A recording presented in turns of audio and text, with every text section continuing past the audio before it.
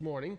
Jacob thought that when he ran away from Esau, he had left God behind too. But here's the lesson for you this morning and for all of us.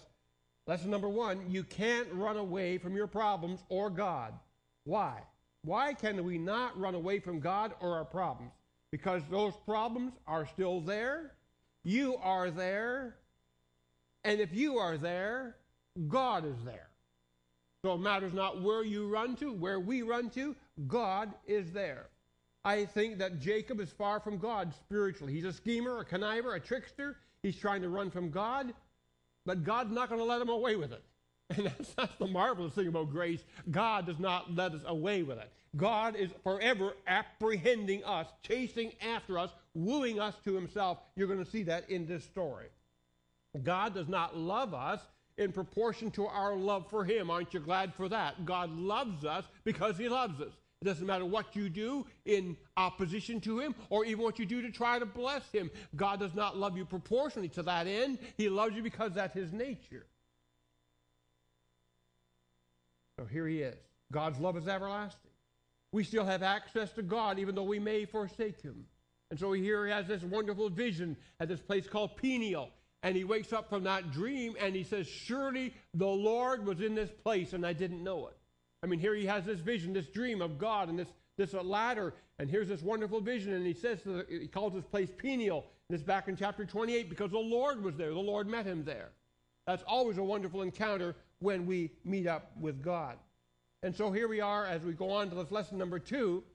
The fact is, when we have our struggles and there are difficulties that come to our lives, and here he's got a problem now with Laban and this whole thing of these 2 wives, he's got to work extra years.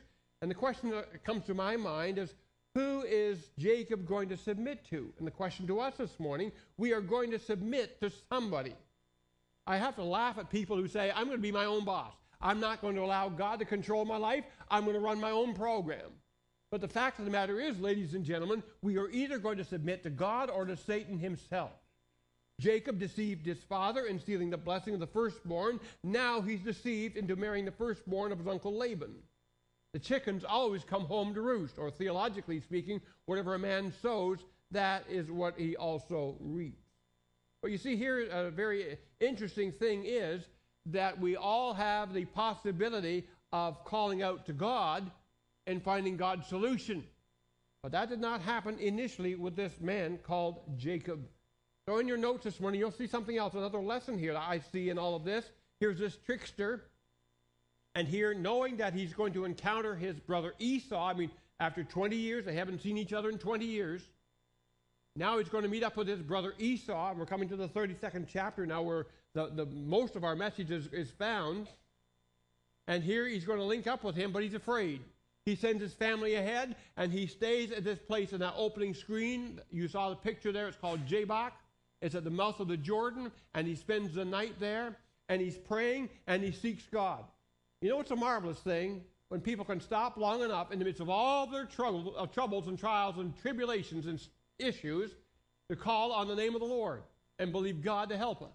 Now, sad to say, I believe there are many people who call upon God in crisis, and when the crisis is over, they forget all about God. I got a phone call the other morning, the morning after our little earthquake, and little here, we were at a prayer time, and we had talked among us that we were going to leave at 1:30, and so it's now 20 to 2, and we're praying, and all of a sudden I could feel the table shaking. I thought, is that Pastor Jeff? Is he kind of giving me the nod? It's time to go. I looked at him, and his eyes were open. He's shaking his head, and he's not him. I looked around, and everybody's eyes are opening, and all of a sudden you could just see the building shifting over at the Jubilee Worship Center, or Wellsprings, and the building is shifting. And we're talking about what's happening here, and I said, well, there's one thing we haven't entertained, folks, and that is perhaps this is Pentecost all over again. I'd like to think that the place was being shaken because of our praying, but I guess I really wasn't convinced that was the reason, but I wish it had been.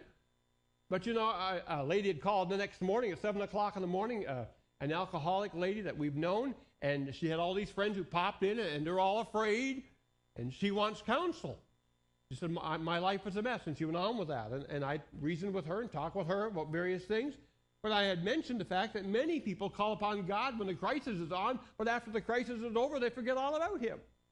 I guess it's like the storm they had down years ago, a hurricane down in deep south. The next morning after the mess was all, down on the ground and buildings were down and people's houses were disheveled and all the rest of it. Some of the guys were at the local coffee shop and they're talking about this great thing. And one of the black brothers speaks up and says to his buddies, there was a lot of things happening last night. I reckon there was a lot of praying going on. And somebody else said to him, yeah, I imagine the Lord heard a lot of strange voices last night. I think that often is the case, that God hears strange voices. I don't know that voice. I haven't talked to him, or he hasn't talked to me in 20 years. And here's this man Jacob, who's here now in the 32nd chapter of the book of Genesis. Let me just kind of go through this rather quickly before I give you some pointers on it this morning and some lessons. Verse 22, that night Jacob got up and took his 2 wives, his 2 maidservants, and his 11 sons, and crossed the ford of the Jabbok. There's the river Jordan, okay? After he had sent them across the stream, he sent over all of his possessions, so Jacob was left alone, and the man wrestled with him till daybreak. Now, have you ever wrestled? It is the most exhausting thing that I know. I remember in high school, we were fixing the gymnasium. They were redoing the floor, and so they sent us down in the basement to do, and at that particular time in our gymnastics class, we were doing what they call free calisthenics. And all those things where you do various things on the mat and all that. And so this is the first class of the morning, and there was water in the basement, and nothing was happening. We're waiting for the teacher. Here somebody had left a running shoe. So my friend and I, Bill, had this great idea. What we're going to do is just kick this running shoe back and forth.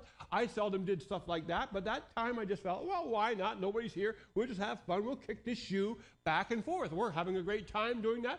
And I just reached that, and I hooped that thing. And the next thing I knew, the teacher's walking through the door, and that thing shot past his head. That ended the whole bit of nonsense that Bill and I were doing. He never said a thing. He never said a thing. I thought, well, this is great. This guy's got the gift of mercy. But you know what? He was our science teacher. He never said a thing that afternoon in a science class. 2 days later, I'm back into our class, and we're doing this wrestling thing. And about 15 minutes before the end of the class, Mr. Bartlett blows his whistle. Okay, everybody line up. We're going to have a wrestling match. And I think I've got 2 volunteers, Bill and Larry. I thought, uh-oh, I'm in trouble now. And so he lined up 14 guys each that we were going to wrestle for 1 minute. And the first guy I had to wrestle was a guy named Danny Myers. And Danny was the biggest guy of the school. I mean, by the time I was finished wrestling him in the first minute, I was worn out. I want to tell you, I don't think I've kicked a shoe in 40 years. I just will not. I remember that situation. And that was a wrestling match, and 14 of them. I was bushed. I fell asleep in the next class. Wrestling is not easy. But here's this man, Jacob. He's going to wrestle all night. He wrestles till the morning, till the daybreak. When the man saw, this angel saw that he could not overcome him. Now, I find this rather interesting. An angel cannot overcome this man? I don't understand that completely. Had this angel reduced himself to the level of a person that we got 2 equals here? Or could that angel actually have just that quickly just put him out of commission? I rather think that God could have given that angel power to take Jacob out of the picture and just laid him low, and the matter just breathed on him, just say the word, or no, I won't say it. I was going to say, no, I won't say it. I'll just think it. Just blow on him, and down he goes. Okay, you got the rest of the message, the picture. And so here he is, and this angel touches him, and the socket of Jacob's hip was wrenched as he wrestled. And the angel says to him, let me go. Let me go. I like Jacob's tenacity here. He says, I will not let you go unless you bless me. What a wonderful attitude. And you see some very interesting things here. Here's this guy who's been a conniver. Here's this guy who's been a schemer. But there's another part of him. When push comes to shove and the rubber meets the road, there's something that's happened in the nature of this man Jacob. God is transforming his nature. God is transforming his